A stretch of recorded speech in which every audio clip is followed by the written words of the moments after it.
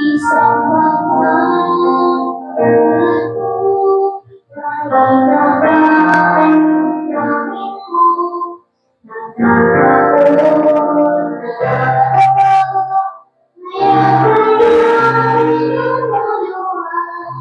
kailangan ko ng kailangan na lapit ang asama. Alam ko na kung sino siya, siya ay si Jesus. Si Jesus, ang isipin ko. Sa malimang may takot, siya ang pananaligan ko. Siya'y nagmamahal sa akin, nakabantay sa akin. Oh, si Jesus, ang isipin ko.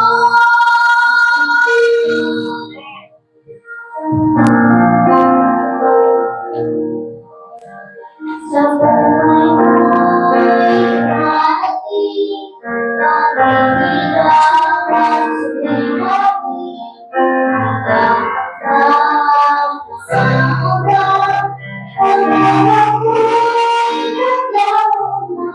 Gagawin ko ang kailangan mo, nadaraan sa kabukutan mo. Alam ko ba kung sino siya, siya ang si Jesus.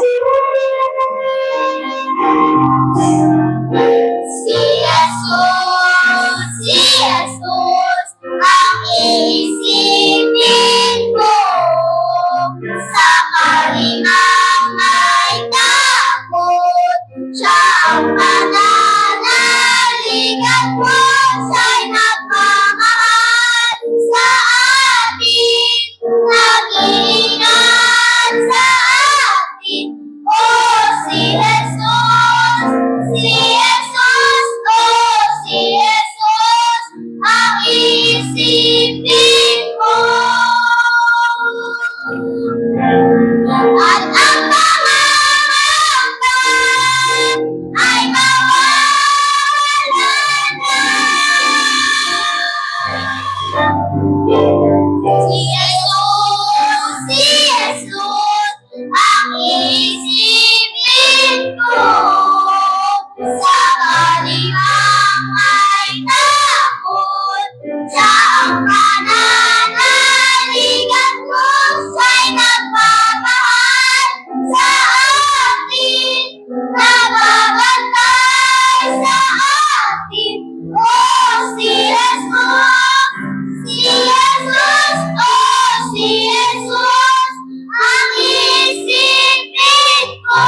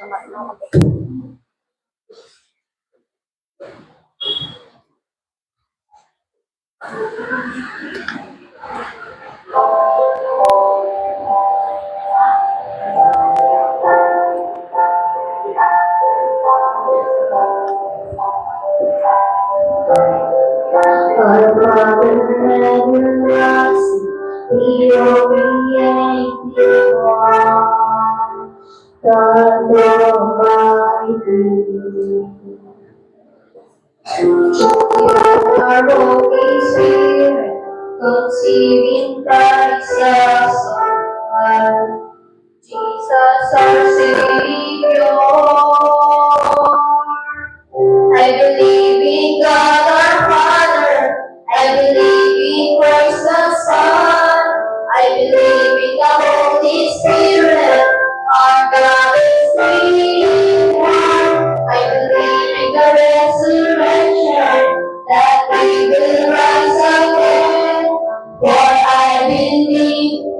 name of Jesus.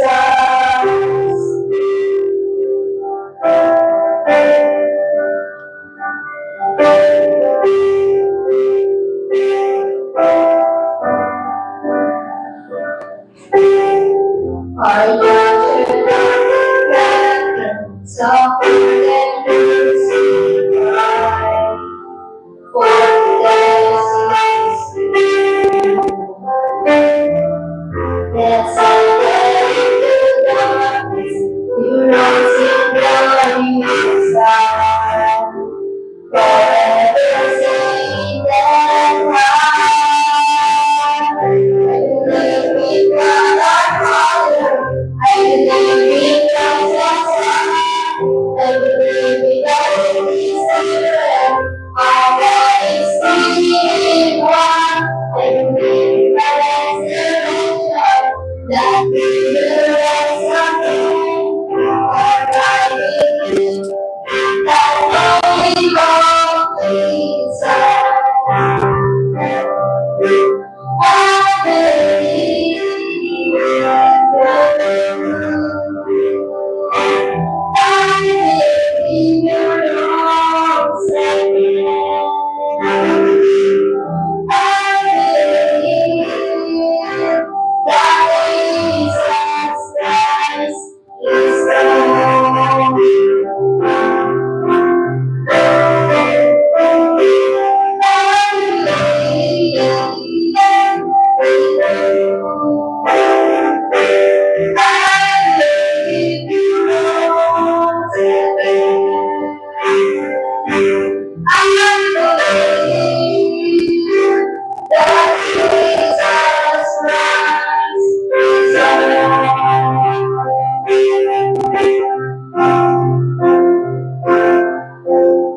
I believe in God our Father. I believe in Christ the Son.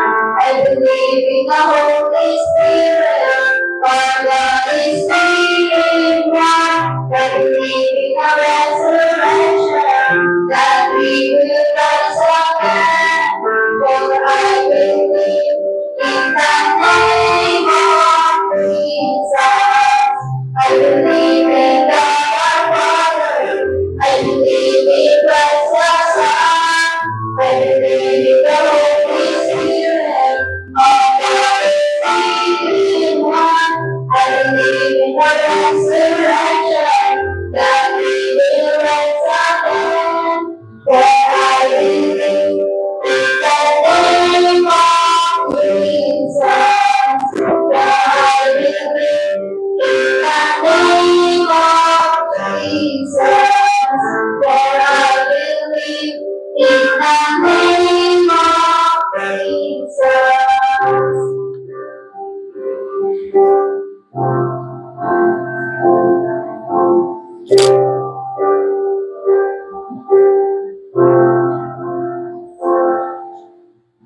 I believe in life eternal. I believe in the Virgin Birth. I believe in the sacred union and in your holy church. I believe in the resurrection when Jesus comes again. For I believe in the name of Jesus.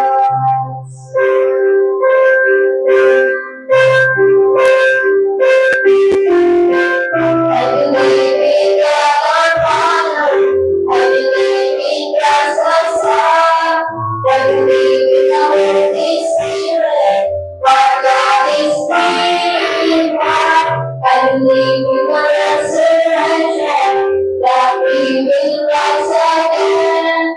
For I believe in the name of Jesus. I believe in God our Father. I believe in Christ the Son. I believe in the Holy Spirit. Our God is three in one. I believe in the resurrection, that we will rise again. For I believe in the name of Jesus. For I believe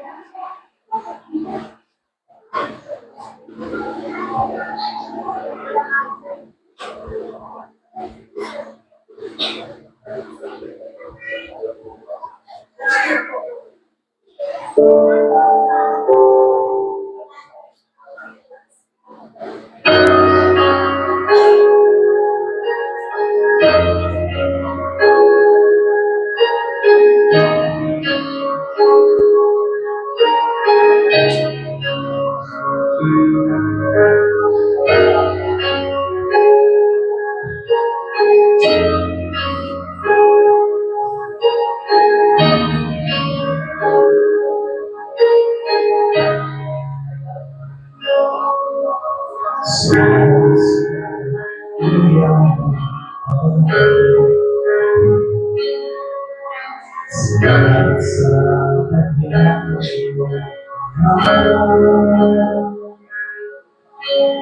ang presensya mo, ang nais ko, ang puso ko ay parang siguro. Salamat sa pag-ibig, mahal at samba, susipay ng langit, magpakailanman. Salamat sa pag-ibig, mahal at samba, itataas ang ngalan mo, Ama.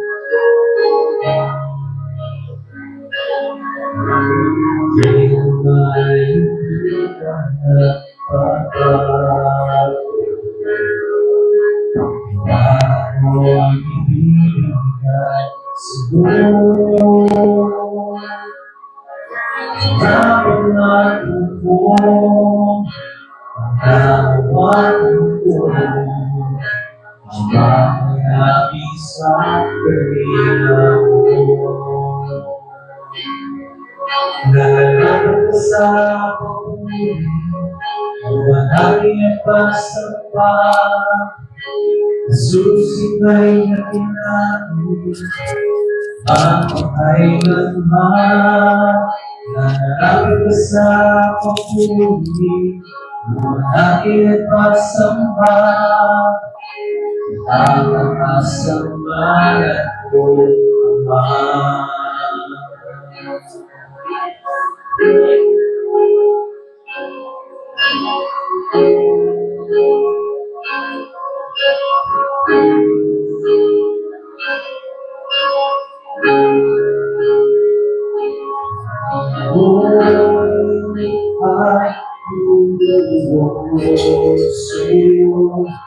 Itataas ang ngalan mo, kami ay magpupuri, Jesus at inakan. Ang iyong likha'y lulubog sa iyo, itataas ang ngalan mo. Bawat lahi ay nagsasabi, Jesus, dakila ka. Nahawak ka sa papuri, luwalhati at pagsamba, Jesus, ika'y dakilain, magpakailanman.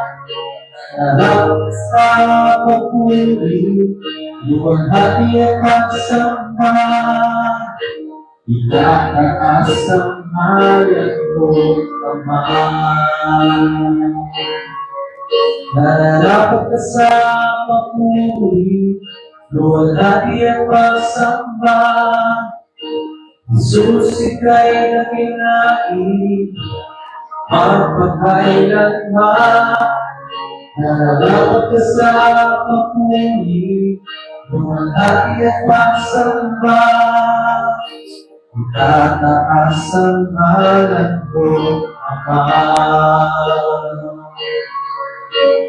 Iyong likha'y lulubog sa iyo, itataas ang ngalan mo.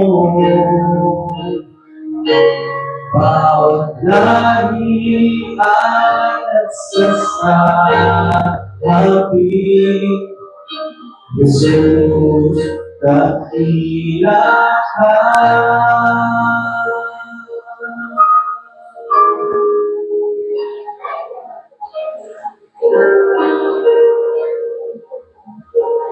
Magandang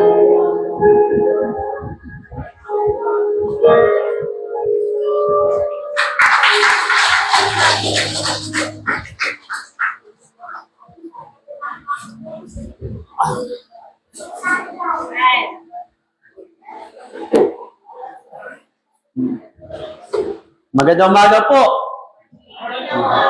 Salamat po sa Panginoon. Yun po. This is my third time na ako'y makapagsalita sa pulpito na to. Salamat sa pribileyo po na magamit ng Panginoon at makapagsalita sa inyong harapan. Sa akin po ay isang malaking pribileyo po na gamitin ng Panginoon na makapagbahagi ng salita para sa inyo. At ako po ay si Pastor Jimmy Marcial. At ako po ay nakatira po dyan sa North Sagaray Poblacion. Church po namin nandiyan po sa North Sagaray Poblacion sa Antonia Heights Subdivision po. Sa ngayon po ay meron po akong mission dyan sa Montalban. Kung kayo may mga kamag-anak sa Montalban, pwede nyo sabihin sa akin at dadalawin namin. Oo. At sila makakilala sa Panginoon. Meron din po tayong gawain dyan sa Barangay Bitungol, North Sagaray. At dyan din po sa Barangay Bangkal, North Sagaray.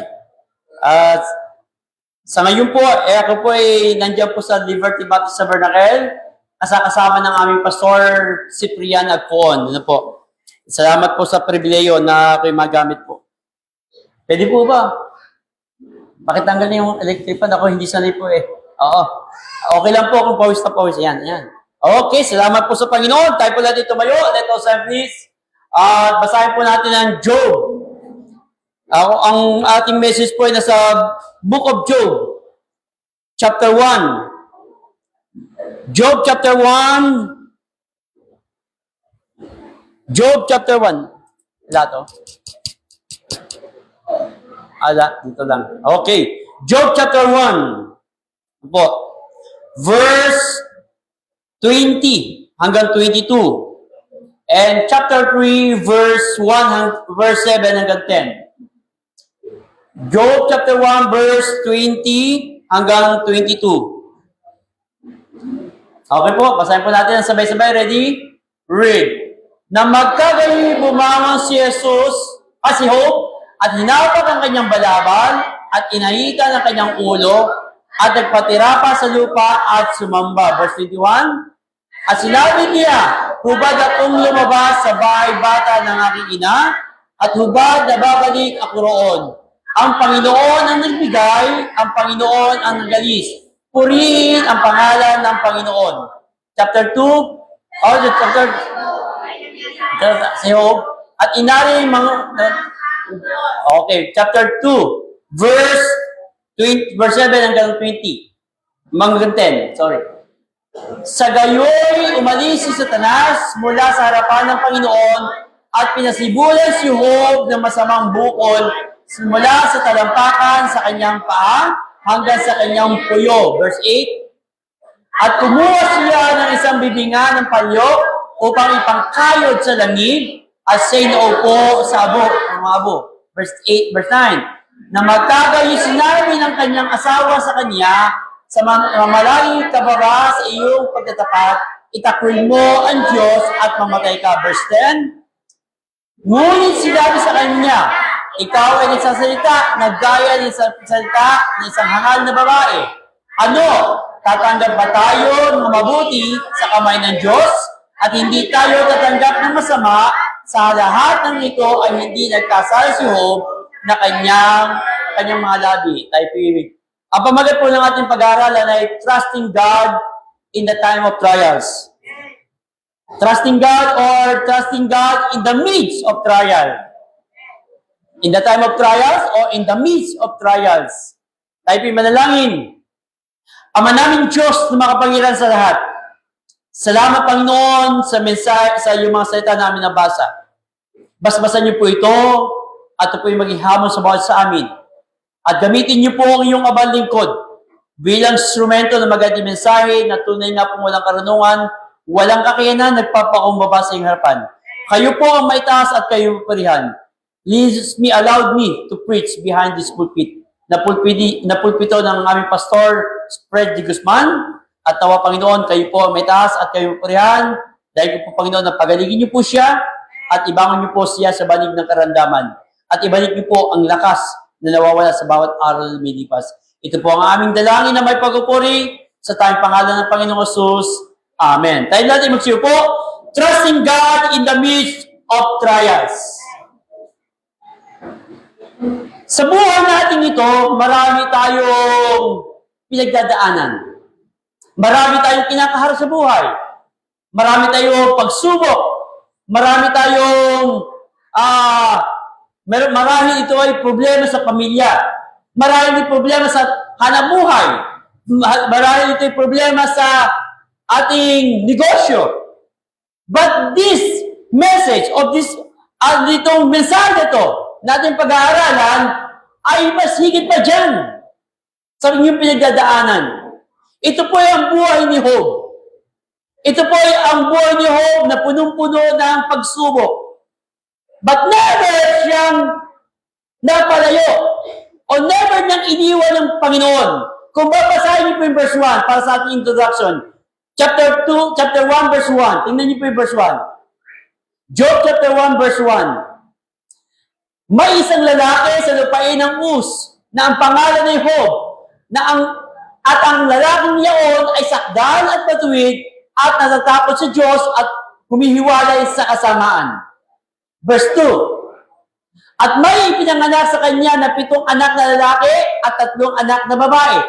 Ito po si Job ay mayroong 7 anak na lalaki at 3 anak na babae. At lubhang mayaman. Gaano po siya kayaman? Verse 3. Gaano po siya kayaman? Ang kanyang pag-aari naman ay may 7,000 tupa. Ikaw mayroong 7,000 tupa? Ganun karami. At 3,000 kamelyo. At 500 magkatuwang na baka. Ano sa Israel kasi, hindi kalabaw, baka. At 500 asnong babae at isang totoong, verse 4, malaking sambahayan. Marami siya mga tauhan. Na anupat, ang lalaking ito ay isang pinakadakila sa lahat ng mga anak ng silangan sa Israel. Verse 5. Verse 4. At ang kanyang mga anak ay nagsiyaon at nagsipagdaos ng kapistahan sa bahay ng bawat isa sa kanyang mga arawan.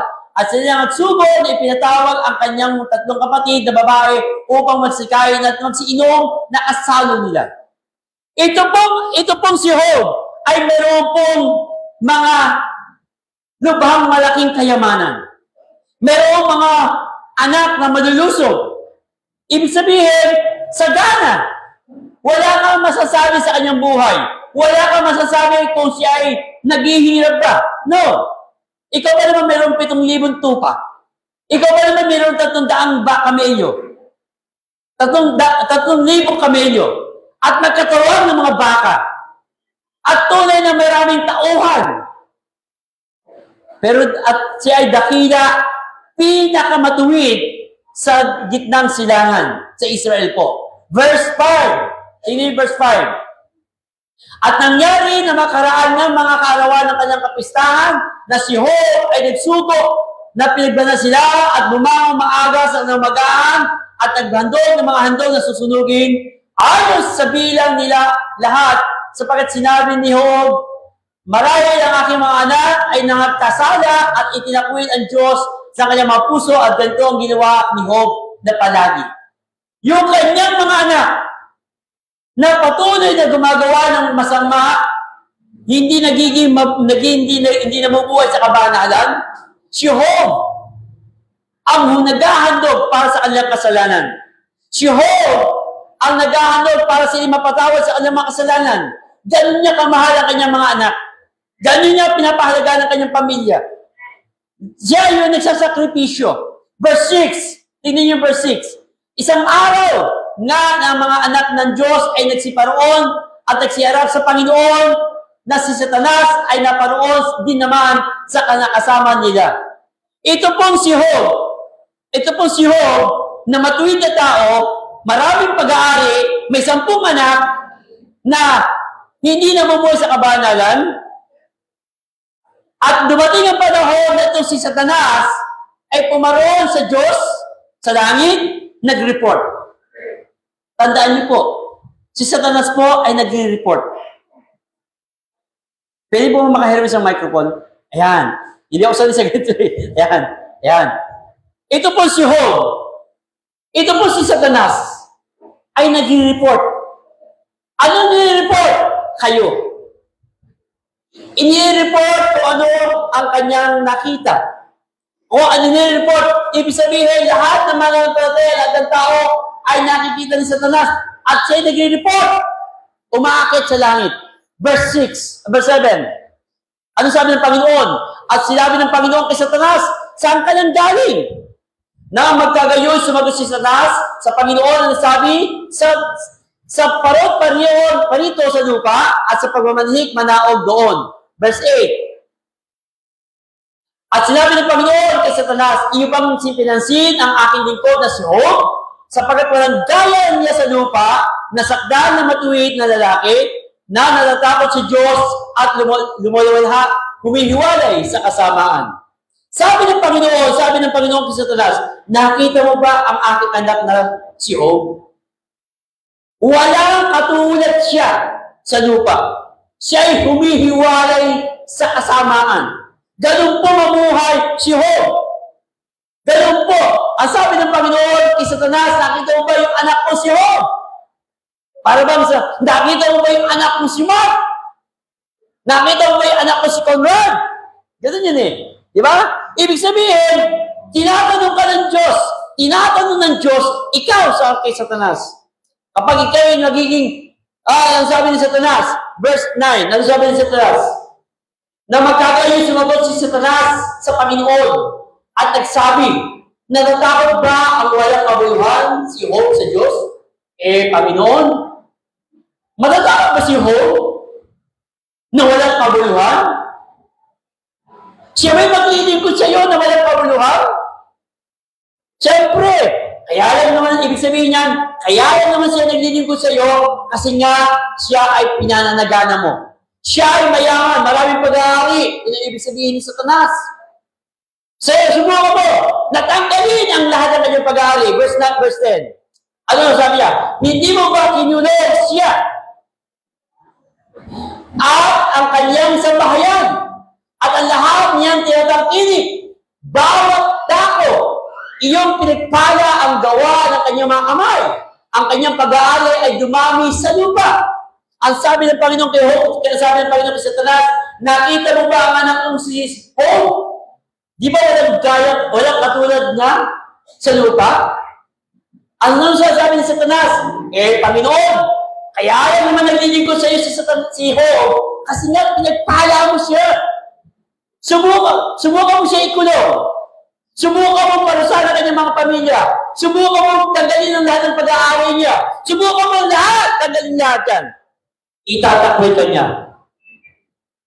Verse 11. Ngunit pagbuhatan mo siya ng iyong kamay ngayon at gawin mo ang lahat niyang tinatangkilik at itatakwil ka niya ng mukhaan. Panginoon, subukan mo tanggalin lahat ng pag-aaway niya. Iiwanan ka niya. Sa atin kayo mangyari yun? Maglilingkod pa kaya tayo sa Panginoon? Aatid pa kaya kayo ng church? Kayo yung mawalan lahat ng pag-aari. Sabi ni Satanas, tanggalin mo lahat ang kanyang pag-aari. Gawin mo lahat ang kanyang tinatangkilik. At itatakwil ka niya ng mukhaan. Verse 12.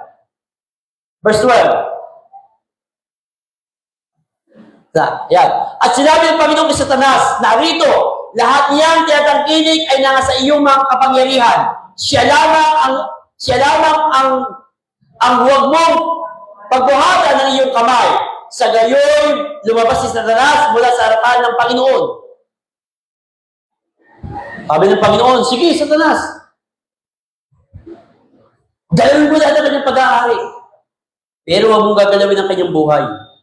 Huwag mo lang siyang gagalawin. Huwag mo lang siyang gagalawin. Tanggalin mo lahat ng kanyang pag-aari. Pero huwag mo siyang gagalawin. Verse 13. Ano ginawa ni Satanas? Nangyari. Ito ginawa ni Satanas. Nangyari isang araw. na ang kanyang mga anak na lalaki at ang babae nagsisikain, nagsisiinom ng alak sa bahay ng kanyang kapatid na panganay, verse 13, verse 14, sige tuloy-tuloy lang, na dumating ang isang sugo kay Ho na nagsasabi, ang mga baka ay nagsipag-aararo at ang mga asno ay nagsisisabsab sa siping nila. Sige, verse 15. At dinaluhong ng mga sabeyo at pinagdadala o kanilang pinatay ang talim ng tabak ang mga bataan at ako lamang ang nakatanang mag-isa upang magsaysay sa iyo.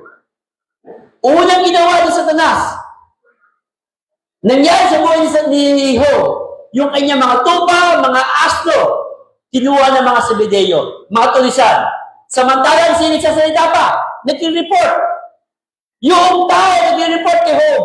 Habang siya nagsasalita, samantalang siya nagsasalita pa, ay dumating naman ang iba at nagsabi, ang apoy ng Diyos ay nalaglag mula sa langit at sinunod ang mga tupa, ang mga bataan at pinagsupo at ako lamang ang nakatanang mag-isa upang magsaysay sa iyo. Hindi pa natatapos yung unang report. Meron ng pangalawang report. Verse 17. Samantala, pangatlo, siya ay nagsasalita pa ay dumating na naman ang iba at nagsabi ang mga Kaldeo ay nagtatlong punutong at dumalong sa mga kamelyo at nagdadala at samantalang siya ay nagsasalita pa, hindi pa natatapos. Hindi pa natatapos yung problema. Mayroon naman. Sa iyo kayo mangyari yun? Sa atin kayo mangyari yun? Ano kaya gagawin natin? Malamang, iiyak ka na lang. Iiyak ka na lang. Samantalang siya nagsasalita pa, ay dumating naman ang iba at nagsabi ang iyong mga anak na lalaki at babae ay nagsisikain at nagsisiinom ng alak sa bahay ng kanyang kapatid ng panganay. Verse 19. At narito, dumating ang malakas na hangin. Hindi natapos doon sa kanyang pag-aari. Pati ang kanyang mga anak.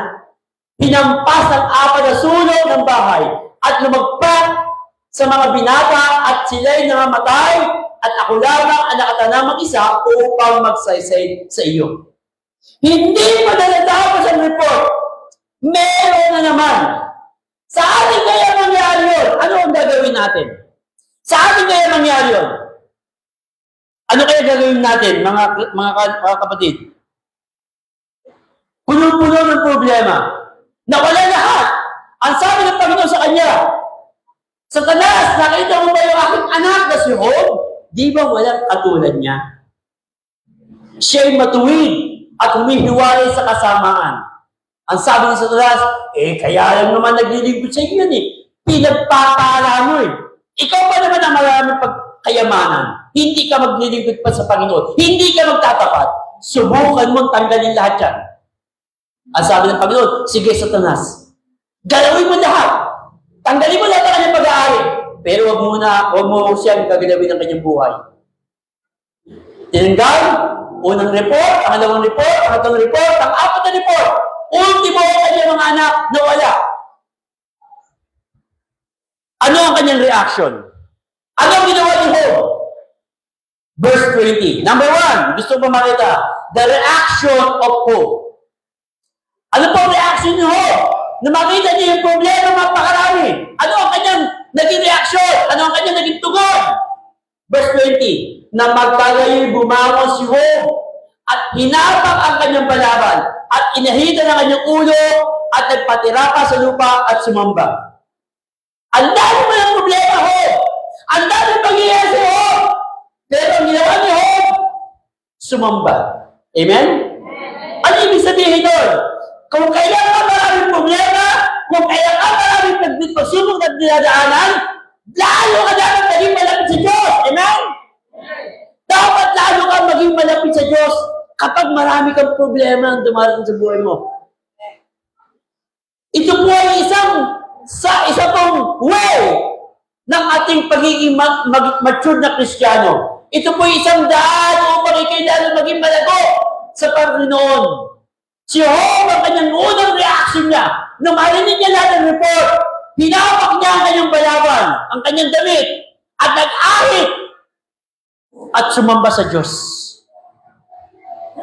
Yung kanyang reaction, ito po yung unang reaction niya.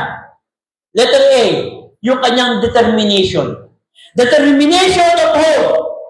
Hindi po siya kasalanan doon. Hindi never niya sinabi, Panginoon, bakit po? Never! Never niya tinanong ang Diyos. Kundi pagkos, hinabang niya ang kanyang panamit at siya'y sumamba sa Panginoon. Naglingkod pa rin siya. The determination of hope. Determinado pa rin siya. Determinado pa rin siya maglingkod sa Panginoon. Kahit na mawala ang lahat ng sa kanya yung tinatangkilik niya. Hindi niya, never niyang iniwan ng Panginoon. Sabi dito, he was in despair, but he still devoted to God. Naging devoted pa rin siya sa Panginoon. Naging matapat pa rin siya sa Panginoon. Never niyang iniwan ng Panginoon. Then hope arose, tore his robe and shaved his head, and he fell to the ground and worshiped God. Inahita niya, hinabang niya ang kanyang damit, at siya ay lumuko at nagsumamba sa Panginoon. Number 2, hindi lang po yung kanyang determination. Number 2, the delight of hope. The delight of hope. Yung ano yung kanyang katuwaan? Ano yung kanyang kasiyahan? Verse 21. At sinabi niya, hubad ako lumabas sa bahay ng aking ina. Yung hubad ako lumabas sa aking bahay bata ng aking ina. At hubad din, nababalik ako roon. Ang Panginoon ang nagbigay, ang Panginoon ang nag-alis. Purihin ang pangalan ng Panginoon. Ang katuwaan niya, hindi doon sa mga bagay, hindi doon sa mga material things na nakikita ng kanyang mga mata. Hindi sa lahat ng kanyang tinatangkilik. Sabi niyo, ang Diyos ang nagbigay, ang Diyos ang mag-aalis. Lumabas ako sa bahay bata na aking ina na hubad, babalik ako sa Diyos na hubad din. Alam niyo po ba kapag kayo namatay, ang tanging dala niyo lang sa mundong ito, yung sarili mo lang. At lalabas ka sa mundong ito na wala kang dala. Paglabas ng bata sa bahay, paglabas ng bata sa bahay bata ng kanyang ina, nakagano ng bata. Wala kang makikitang bata na lumabas sa kanyang tiyan, sa tiyan ng kanyang nanay, na nakaganon. Lagi nakaganon. Sabi niya, akin. Akin ang mundo. Pag namatay siya, wala. Di ba? Pag namatay ang tao, nakaganyan eh. Wala. Wala. Kahit isa. Wala kang manadala. Yung mga magagaya mong sasakyan, maganda mong bahay, mga appliances mo na magaganda, lahat yan. Yung pera mo sa bangko, wala yan. Ano ba ang katuwa mo? Ang katuwa mo ba yung madami kang pera? Ang katuwa mo yung maganda na cellphone? iPhone 15, iPhone 16 na po na ngayon. The worth 100,000 na higit. Yung mga katuwa mo, pagka noon, sabi ko, Panginoon, kaya ako magkaka-cellphone. Unang cellphone ko, 5110i. Yung may antena na gito kalaki. Gito yan nakataas yun. Tuwa-tuwa na ako. Ang tabang ko, ganun. Ganun pa ang tabang ko. Tuwa-tuwa na ako noon. Sabi ko, nang nakita yung mga tao, meron 3310. Kaya ako magkakaroon ng 3310. Nung magkaroon ng 3310, tuwa na ako lalo. 3210, tuwa na ako lalo. Eh ngayon, pare-pares ng lang papakiramdam. Kahit na yung cellphone mo ay ganitong mumurahin lang, ang cellphone mo ay 300 lang. Yung uso ngayon, 300, 600 ngayon, yung keypad. Tutuwa ka na!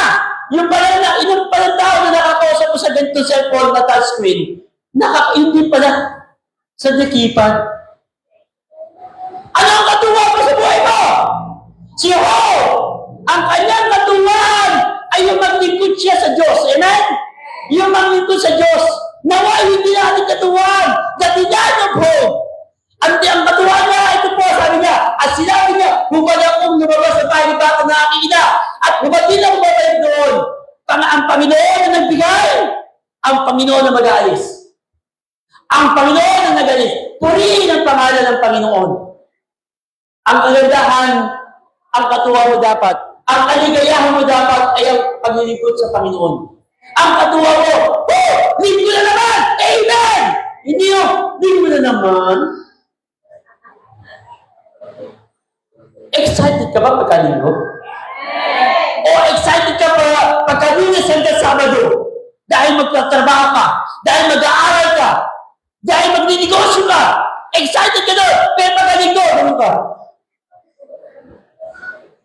Pagkalinggo, para ka ng tanggulay. Alas 7 na, tulog ka ba? Ay, alas medyo naman yung service eh. Mamaya na ako alas 8 gigising. Babangon.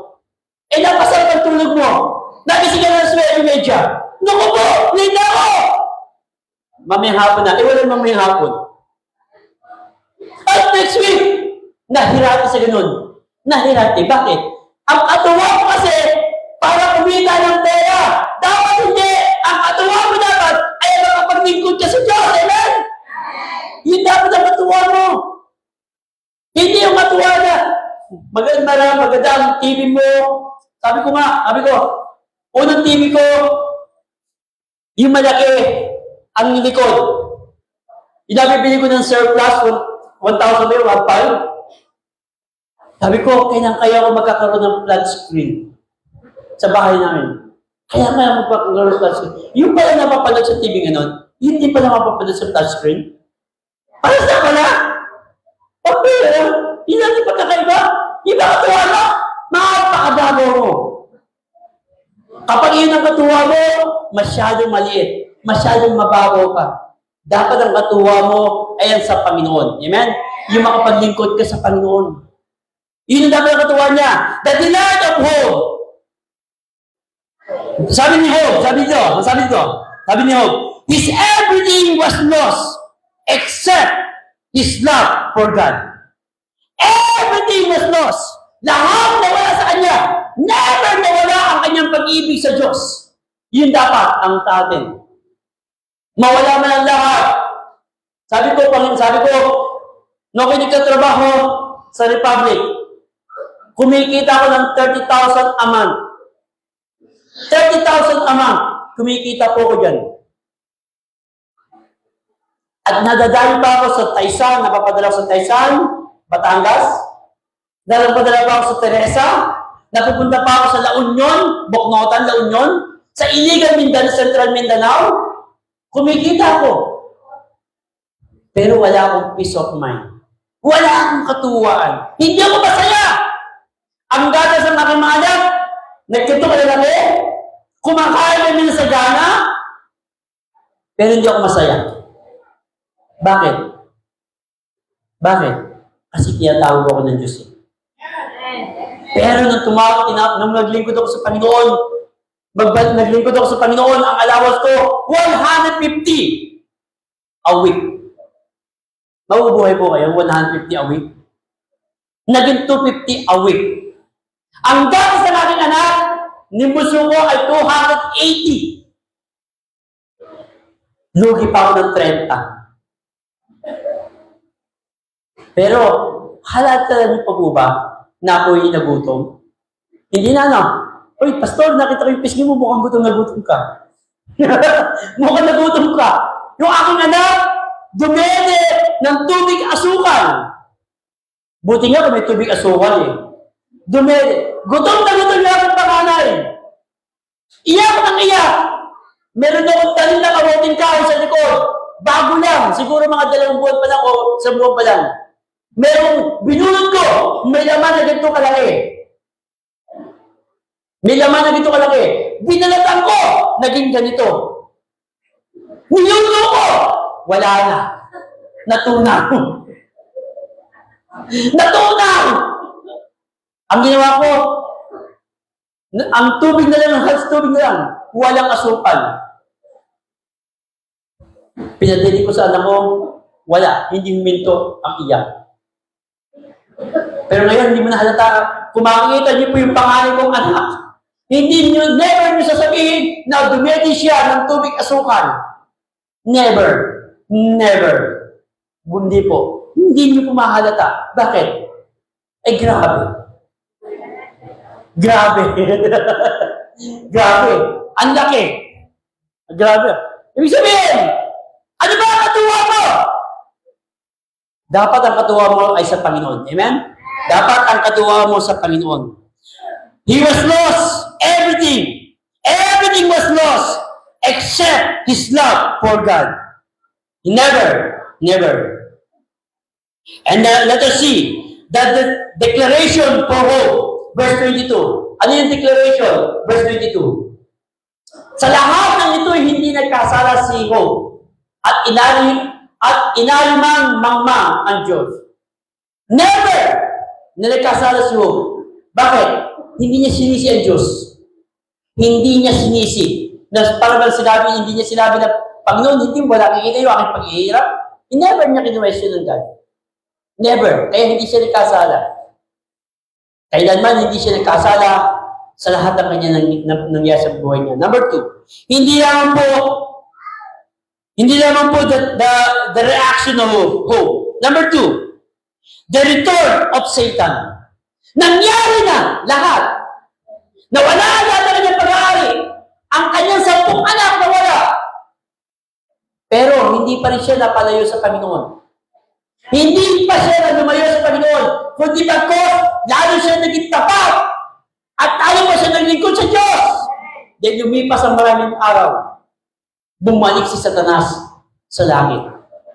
The return of Satan. Chapter 2, verse 1. Chapter 2, verse 1. Natapos yung pagsubok na una. Ang sabi niya, nangyari ulit na sa araw ng pagparoon ng mga anak ng Diyos upang magsiharap sa Panginoon. Ito po yung mga fallen angel. Si Satanas, kasama yung kanyang hukbo, na nakiparoon din si Satanas upang humarap sa Panginoon. Kasama yung mga anghel at si Satanas, andun din, verse 2. At sinabi ng Panginoon kay Satanas, saan ka nang galing? At sinabi ni Satanas, sumagot siya sa Panginoon at sabi, sa pagparoon pa rito sa lupa, akyat na lang ako, Panginoon. Akyat na lang ako. Pabalik-balik. Titignan ko yung mga anak mo. Titignan ko si Pedro. Kung magpapatuloy sa paglilingkod sa Panginoon. Pambira Pedro, 1990s ba yun? 1990s, andito si Pedro. Hanggang ngayon, dito pa rin.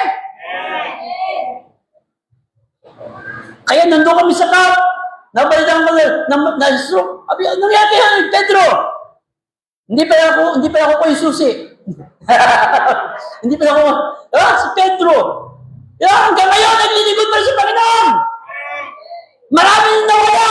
Pero si Pedro, ang natira. No, di ba? Kaya niniwala pagpapalain ka ng Diyos, Pedro. Bakit? Yung mga kasabayan mo, wala na eh. Wala na yung mga kasabayan mo eh. Ikaw na lang natitira dito. Sino lang po, totoo po. Wala mo nakikita yung mga dati eh. Oh. Puro kayo mga bago na rin eh. Oh, si Pedro ang luma. Hindi. Baga sa kawayan. Ang sabi ng mga tatanda, baga sa kawayan ay taga sa panahon. Taga sa panahon. Sabi ng Panginoon kay Satanas, saan ka nang galing? Parot, parito ko. Manaog, pumarot, manaog. Doon ako. Verse 2. Verse 3. Ang sabi ng Panginoon sa kanya, at sinabi ng Panginoon kay Satanas, iyo bang nansin ang aking lingkod na si Job? Sapagat walang gaya niya sa lupa. Sa matuwid na lalaki, na natakot sa Diyos, humihiwalay sa kasamaan, at siya namamalagi sa kanyang pagtatapat, bagamat ako'y kinilos mo laban sa kanya, upang inubok siya sa walang kadahilanan. Verse 3, verse 4. At sinabi ni Satanas, at si Satanas ay sumagot sa Panginoon, at nagsabi, balat kung balat. Oo, lahat ng nilalangkinig ng tao ay ibibigay dahil sa kanyang buhay. Eh, Panginoon, yung kanyang pag-aari, eh, pwede naman niya muling kitain yun eh. Lahat ng kanyang pag-aari, mawala rin yun. Pwedeng bumalik. Pwedeng bumalik. Ano ibig sabihin mo, Satanas? Panginoon, balat sa balat. Pahintulutan mo kung hipuin siya. Pahintulutan mo kung hawakan siya. Malamang, verse 5. Verse 5. Ngunit pagbuhatan mo ngayon ng iyong kamay at galawin mo ang kanyang buto at ang kanyang laman at kanyang itatakil ka ng mukhaan. Panginoon, subukan mong galawin ang kanyang balat, ang kanyang buto, ang kanyang laman. It means, saktan mo siya. Ay, itatakil ka niya, Panginoon. Ang sabi ng Panginoon, verse 6. At ang Panginoon ay nagsabi kay Satanas, narito, siya na sa iyong kamay. Ingatan mo lamang ang kanyang buhay. Sige, Satanas, nasa ibinibigay ko sa'yo. Bahala ka lang sa'yo. Pero huwag mo siya papatayin. Huwag mo siyang papatayin. Huwag mo siyang papatayin. Verse 7. At sa gayon, umalis si Satanas mula sa harapan ng Panginoon at pinasibulan si Job ng masamang bukol mula sa talampakan. Itong talampakan. Mula talampakan hanggang pulo. Dito po. Sa tuktok. Nagkaroon ng bukol mula talampakan hanggang puyo. At alam niyo po ba yung bukol? Yung bukol, eto yung bukol. Dalawa. Bukol, at sa pagitan ng dalawang bukol, may bukol pa. Ibig sabihin, walang pagitan. At sa gitna ng bukol, may butas at may uod. Ganong katindi. Ganong katindi ang nangyari kay Job. Verse 8. Verse 8. At kumuha siya ng isang bibingan ng palayo upang ipangkayod sa langit. Ganong katindi. Yung palayo ang pinangkakayod ko sa langit. At siya'y nauupo sa abo. Bakit siya nauupo sa abo? Kasi hindi siya pwedeng umupo dito eh. Pag maupo siya, mauupuan niya yung bukol. Pero kapag hindi malambot, babaon lang. Makakahiga siya, makakaupo, makakahiga. Never siya natutulog sa kama, sa ceiling bed. Kahit malambot siya, sa abo siya natutulog. At nagkakaroon ng shooting. Nakakaroon siya ng ginhawa. Nakakaroon siya ng ginhawa. Verse 9. Tingnan niyo verse 9. Nang magkagayo sinabi ng kanyang asawa sa kanya, mamalagin ka ba sa iyong kapagtatapat, itakwil mo ang Diyos at mamatay ka. Ang sabi ng kanyang asawa, hanggang ngayon ba nagtatapat ka ba sa Diyos? Itakwil mo ang Diyos! At ikaw'y mamatay. Letter A. Number 2, the return of Satan. Letter A, the reminder to Satan. Satan returned to heaven to report God. Letter B, the reproach of Satan. The reproach of Satan. Verse 4. Tingnan niyo verse 4. Gano'ng katindi ang kanyang pagsubok kay Job? Verse 4. At si Satanas sumagot sa Panginoon at sabi, balat, kung balat, oo, lahat ng tiyatangkilig tao ay bibigay dahil sa kanyang buhay. And sumunod, letter C. The ruining by Satan. Verse 6. Ang Panginoon ay sabi kay Satanas, narito siya nasa iyong kamay. Ingatan mo lamang ang kanyang buhay. Sige, Satanas, bahala ka na kay Job. Pero huwag mo siyang papatayin. Alam niyo po ba, na tayong mga Krisyano ay binabatayan ng diablo. Mas lalo na ikaw na tapat na Krisyano. Kapag ikitapat na Krisyano, lahat yan. Nakikita ka ng Diyos. At nagbibigay ng report si Satan. Kaya huwag kang manghinawa na maglingkod sa Panginoon. Na ikaw ay lalo maglingkod sa Panginoon. Na lalo kang maging malapit sa Panginoon. Na gaya ni Job, never siyang napalayo sa kalooban ng Panginoon. Nawala ang lahat na kanyang tinatangkilik, ang kanyang sampung anak, nagkaroon pa ng bukol. Pero never niyang itinakwil ang Diyos. Bagkos nagpakaligaya pa siya sa paglilingkod sa Panginoon. Psalms 37 verse 5. Psalms 37 verse 5. Verse 4. Magpakaligaya ka naman sa Panginoon. Magpakaligaya ka sa Panginoon. Ano mangyayari? At ibibigay ng Diyos ang nasa ng iyong puso. Magpakaligaya ka sa Panginoon. Ibibigay ng Diyos ang nasa ng iyong puso. Verse 3. Magtiwala ka naman. Magtiwala ka sa Panginoon at gumawa ka ng mabuti. Ano yung mabuti? Paglingkuran mo siya. Yun yung mabuti! Every Sunday is the Lord's Day! Hebrews 10:25. Sabi nga, huwag niyo pabayaan ang araw ng pagkakatipon.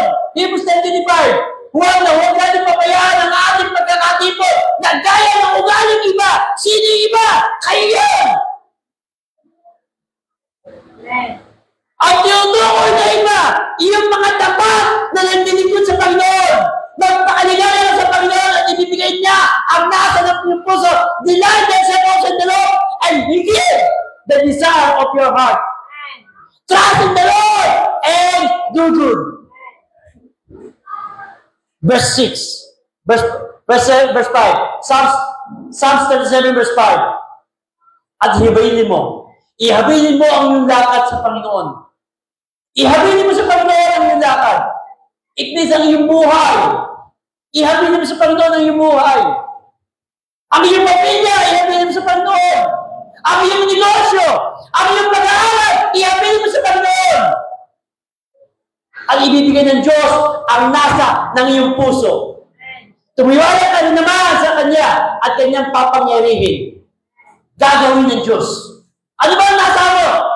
Dapat ang unang nasa mo ay maging malapit ka lalo sa Panginoon. Paglingkuran mo siya! Yung mga bagay na yan, mauuna! Mauuna yan! Hindi mo madadala yan sa langit. Mag-ipon ka ng kayamanan doon sa langit. Mag-ipon ka ng kayamanan doon sa langit. Huwag mo sabihin, wala akong bigas. Wala akong gas. Ano mangyayari? Ako'y maninigas. Walang bigas, walang gas, ako ay maninigas. No. Magtiwala ka sa Panginoon. Kung wala kang bigas, mag-pray ka! Pastor, nag-pray ako! Hanggang ngayon wala akong bigas! Ano yung sabihin doon? Mag-fasting ka! Mag-fasting ka!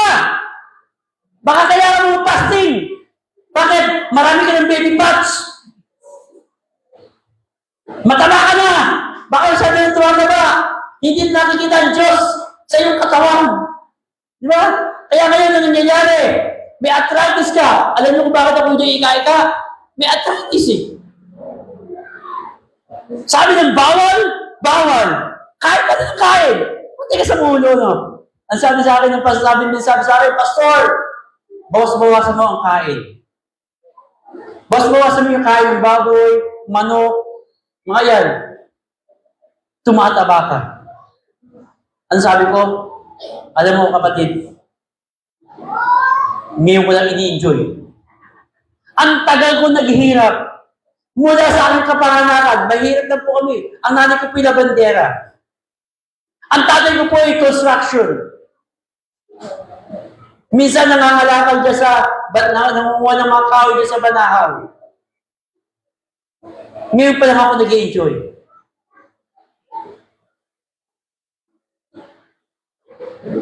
Ano ba ang katuwa mo?